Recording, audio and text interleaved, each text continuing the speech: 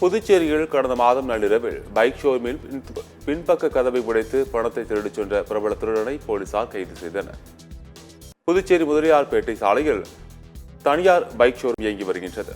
கடந்த மாதம் 2ஆம் தேதி நள்ளிரவில் ஷோரூமின் பின்பக்க கதவை உடைத்து உள்ளே வந்த மர்ம நபர் கடையிலிருந்து 10,000 ரூபாயை திருடிச் சென்றார். இது தொடர்பாக முதலியார்பேட்டை போலீசார் வழக்கு பதிவு செய்து விசாரணை மேற்கொண்டனர். இந்நிலையில் தேங்காய்திட்டு பகுதியில் சந்தேகப்படும்படி மர்ம நபர் சுற்றித் திரிவதாக அப்பகுதி மக்கள் முதலியார்பேட்டை காவல் நிலையத்திற்கு தகவல் தெரிவித்தனர். அதன்படி அங்கு சென்ற போலீசார் அந்த நபரை மடக்கி பிடித்து விசாரணை மேற்கொண்டனர்.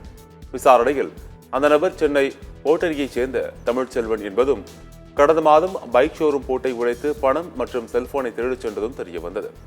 இதையடுத்து அந்த நபரை போலீசார் கைது செய்தனர்.